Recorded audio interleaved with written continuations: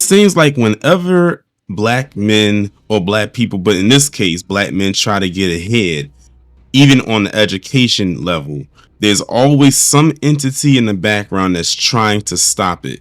And this is why I say this is a double-edged sword, but I'll get into that as I go forward with the narrative.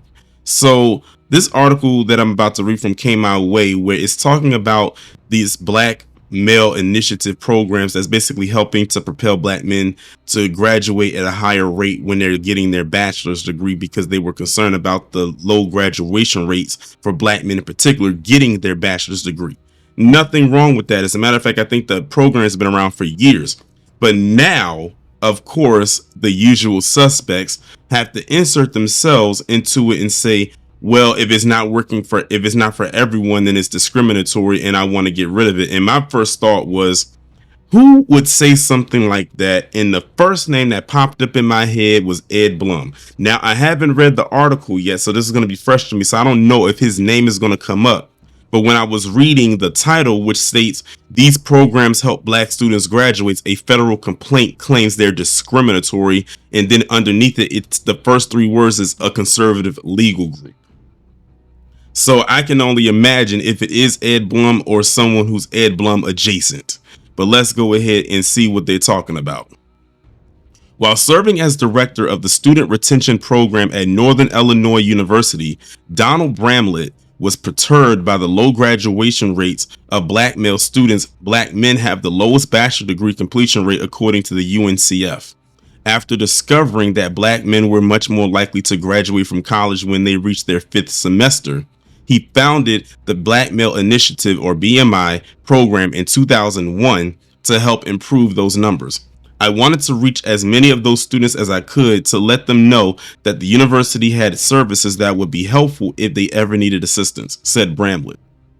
Started the organization with just 5 students, but what I found was that they were the hardest group for me to reach because they just felt like they didn't need help. Our focus is academics, community service, social initiatives, mentoring, and image busting. BMI prepares them to be seen as leaders on campus. He continued, pointing to the program and mentorship BMI provides. The program has done that. Hundreds of black men have come through BMI, with many crediting the program and Bramlett for their personal success. Known across campus for its chant, BMI, what is our goal? To graduate. A past survey found that BMI's graduation rate for black males was twice that of the students who weren't members. And by the way, I looked up the BMI thing. It's not just in one location. It's actually spread. Like, they have, I guess you could say, quote unquote, chapters or organizations at different colleges. So that just shows you how widespread it has become since its founding back in 2001. There is a conversation about the importance of role models in helping students succeed and closing the achievement gap. NIU President Lisa Freeman said at the celebration for the program's 20th anniversary at NIU, "We haven't been talking about it. We've been doing it for 20 years. Now the legacy of the Black Male Initiative is in jeopardy." The Black Male Initiative, along with the Black Student Achievement Program, are now targets of a federal civil rights complaint filed by the Equal Protections Project, a conservative legal group. Now, what did I just say at the beginning of this video? I said that was either going to involve Ed Blum or someone Ed Blum adjacent. And then I decided to look up what the Equal Protection Act is. And while it wasn't Ed Blum, it was another individual, William A. Jacobson. And apparently he is some kind of professor at Cornell University. So there you have it. You have a Ed Blum adjacent. Let's continue. The complaint alleges that the two programs run by NIU Center for Black Studies unlawfully discriminate based on race and sex in violation of the Constitution. So because it doesn't allow others to, let's be real here. Whenever black people are doing something for themselves, they get upset because white people can't be involved too. And the thing is, once white people get involved with something that's strictly for black people, look at what happens to it. I mean, look at what they did with the word woke. That was just with a word. Imagine them getting involved or shoehorning themselves into this. Then they'll become the center of attention. Look at what they done. You know what? I don't have to give any more examples. Y'all pretty much get the gist of it. And then, of course, they said the violation of sex, because is only for men and it's not for women as well. We make the civil rights complaints against the Northern Illinois University based in DeKalb, Illinois, a public university, for sponsoring and promoting a program called the Black Student Achievement Program, which discriminates on the basis of race and color in violation of the Title VI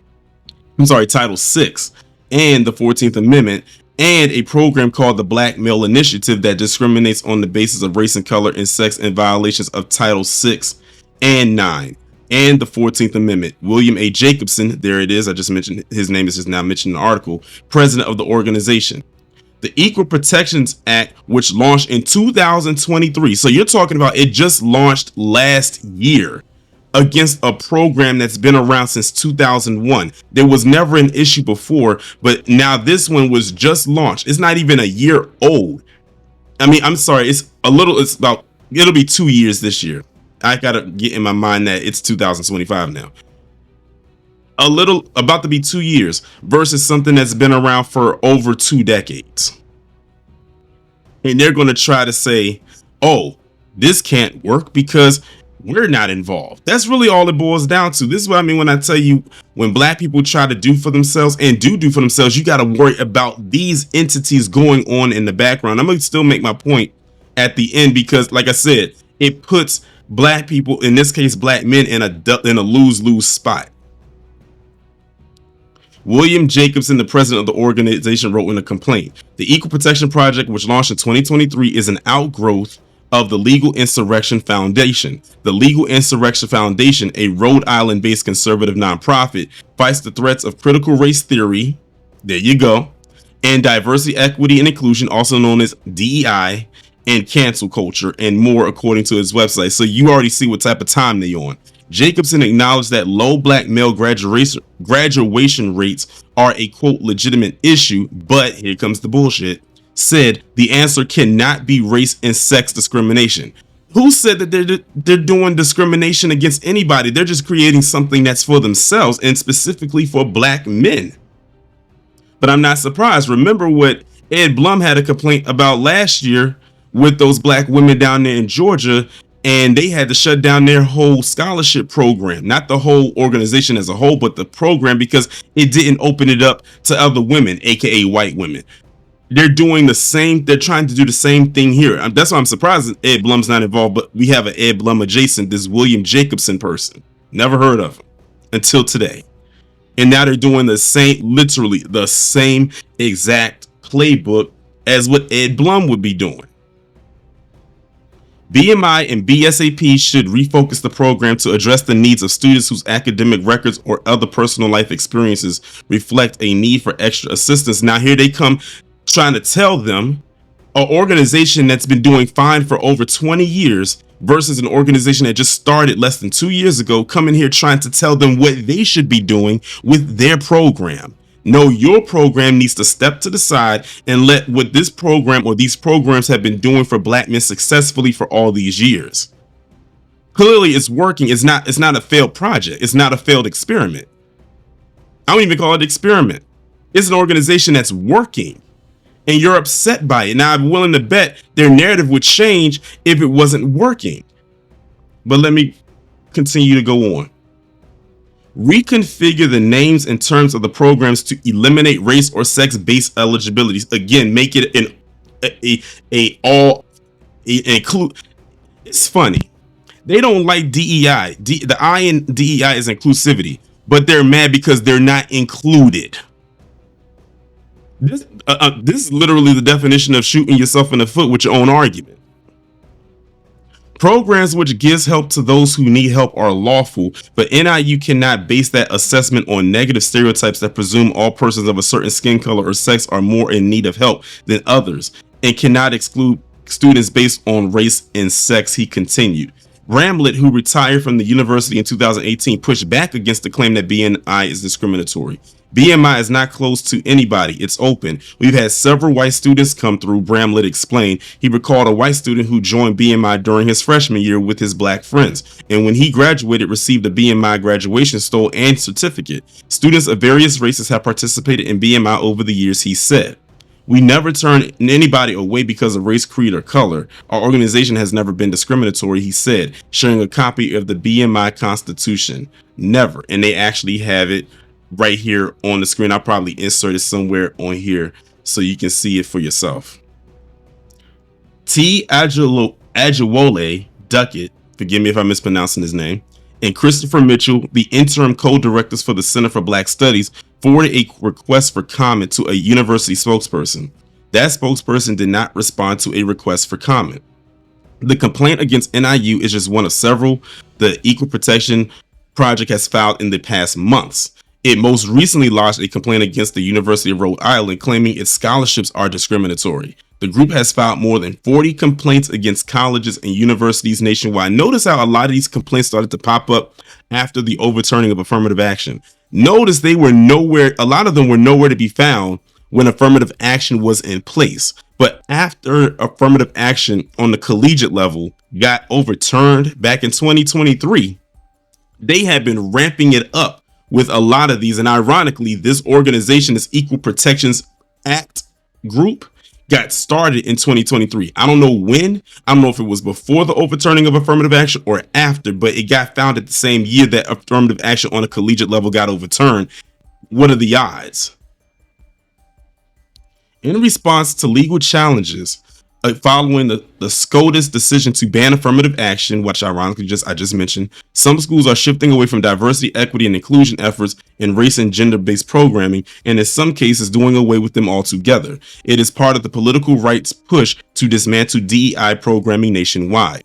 The reality is that at most college campuses, because of the small percentage of black students at predominantly white schools, black men have a difficult time finding other students who identify like them or who share similar backgrounds and experiences. And that reality can make it difficult to have a sense of belonging at their college, said Rob Charette, strategy officer for student success for education equity organization Lumina Foundation. If the goal is for higher education to be fair, where all students have an equal chance at succeeding, then we need to acknowledge that not every student is the same, and some students will need different support than others to succeed, he continued. Alumni can't imagine Northern Illinois University without these programs. I can't think of any negative impact BMI has had on black males on campus or the campus in general, said Robert Payne, because there isn't any. They can't find one.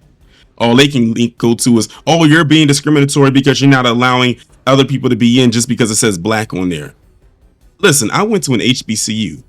One of the biggest standout words in HBCU is the B, black, historically black college university. When I was there, there wasn't just only black people there. The majority were black people, of course, but there were other groups of people there. And then on top of that, a lot of the people that were from various different groups that weren't black, and I'm talking about like white people, weren't even from the States. A lot of them were from abroad. I mean, spoke with an accent and you can hear it, and then spoke another language because that's the, from their place of origin. So I don't know what in the world they're talking about, but we know what kind of narrative they're trying to push. And honestly, I hope, but I also don't think that this is going to go very far. Like, I think this is just they're just crying out for attention and hoping that it sticks. But we know why these organizations were founded. Like I said, the irony of it being founded the same year that affirmative action overturns is very ironic to me. It goes on to say, you wouldn't be able to interview anybody on that campus, any organization, any student, any faculty that would have a negative word to say about BMI. The Black Male Initiative at NIU was a game changer for so many of us. Glenn Marshall, a news reporter who served on the BMI executive board as a student, said it wasn't just an organization, it was a brotherhood that pushed us to levels we didn't even know we could reach. Honestly, I don't think I would have made it through college without Don Bramlett and BMI, Marshall continued. They didn't just help me graduate, they helped me grow into the man I am today. So there's the article right there.